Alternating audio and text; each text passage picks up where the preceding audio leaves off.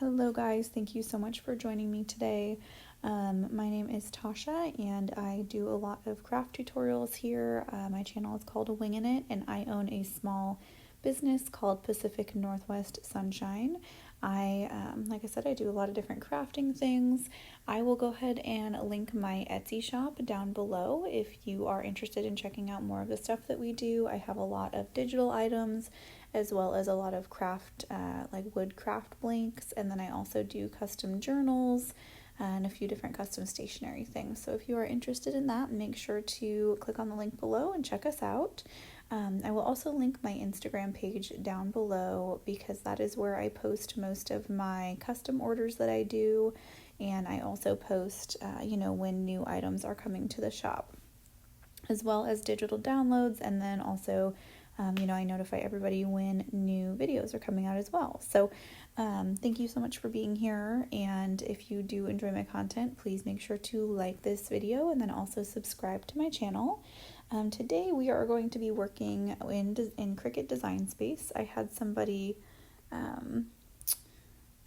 ask if I could go over the different buttons in Design Space, and this will have to be a multiple part video because there are so many buttons and so many things that you can do on Design Space that I'll have to go over them in in snippets basically, or in pieces and parts. So we will go ahead and get started. What you are looking at right now is my Easter design that is going to be up it actually is up already, in the Dollar Digital section of my Etsy page.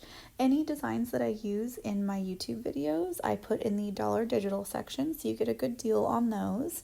And this is, like I said, my cute little Easter design that I will be using this Easter. I'm going to put it on a little duffel bag as well as a t-shirt for my daughter so that she has a matching shirt and bag to go Easter egg hunting in. So we will go ahead and get started. So the first thing that I'm going to show you guys are the 4 little buttons on the very bottom left hand side here.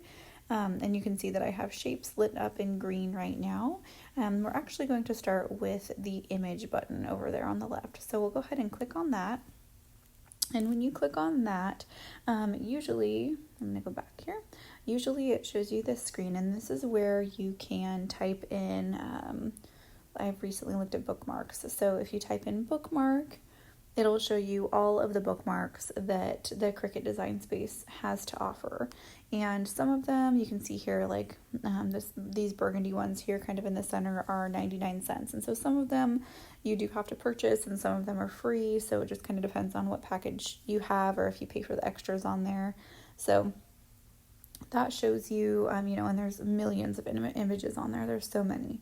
You can go ahead and filter this, and so you can look up the different project type that you want to do. There are, if you want to do a multi-layer item or just a single layer item, there's that. You can even look it up by material. So that's a fun one to play around with and to look up. And one of my favorites is you can also look at different languages too, which is cool. Because a lot of people like to do things in foreign languages, and I find that, lettering in foreign languages is really beautiful. So, I've looked in there before and kind of played around with it, and that is a really good one. So we'll go ahead, click done there, and then we'll just click cancel really quick.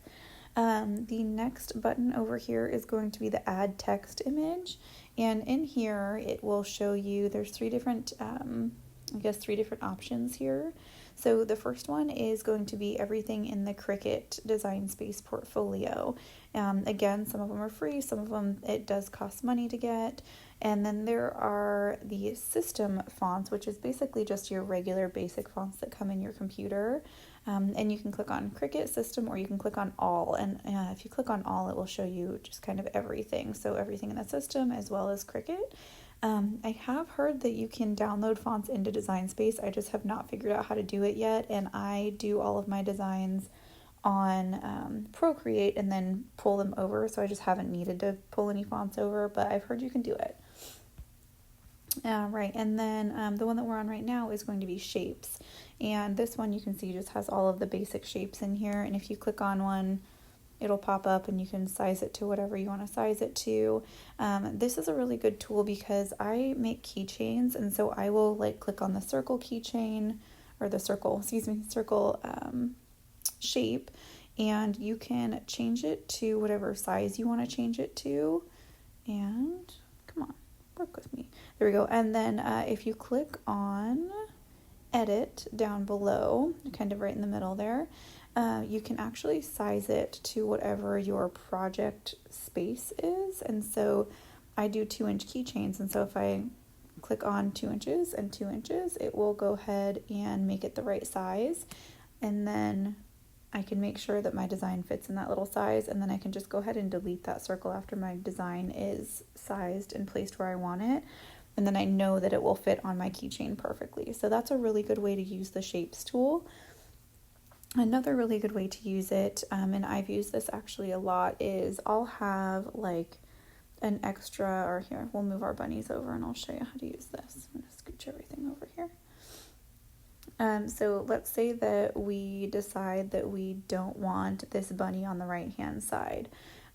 You can actually click on, let's click on the square shape here. You can move it over that bunny, and then I'm on an iPad, but you obviously can use a computer as well.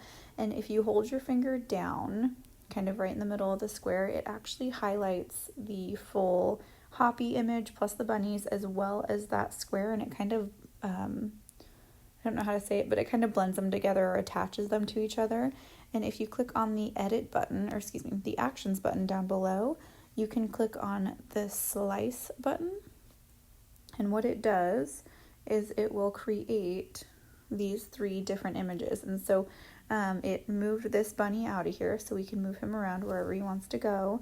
You've got an extra image here, which I don't need, or it has the basically the stencil of the image too. So there's a few different ways that you can do it. I'm going to go ahead and undo just because I don't remember where my little bunny butt was and I want to keep him in the right spot. So yeah, that's a great way to use the shapes as well. And then if you click on, we'll just move on to the next button that's down here. If you click on upload, that's the one right next to shapes, you can take a picture with whatever device you're using. You can select from your photo library on your device, which is, like I said, I upload everything on, or I do all my designs on Procreate, and then I save them as an image in my photo library and transfer them over. And so that's what I would click on to transfer one of my images over. Pro tip, if you are using Procreate, definitely take out your background if you know how to do that before you send it over or before you save it as an image, because that way you don't have to go through and delete all of the blank space. Basically, it's already deleted for you and it just saves so much time. You can also browse different files, so whatever files you have on your computer, or if you've downloaded different images and things like that, or SVG files, that's where you're going to find those. And if you click on open uploaded images, this is where it will show you everything that you've already brought up. So this is the images page that I showed you a little bit earlier, or that popped up a little bit earlier. And one thing that I love about this program is you can click on multiple items to pull them over, so that saves time as well. So this specific image, I had it in 3 different images because I wanted 3 different color vinyls that I'm going to do on her iron-on stuff. So I took it apart. I have got three different pieces here. And you can also, if you accidentally click on one, you can just click on it again and it deletes it from your little queue over here on the bottom right hand side. So I'll go ahead and close that out.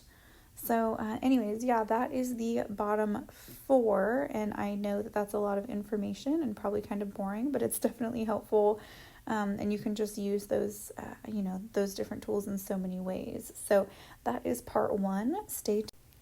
Thank you so much again for watching my video today. Remember, if you do enjoy my content, to please like this video and then also subscribe to my channel.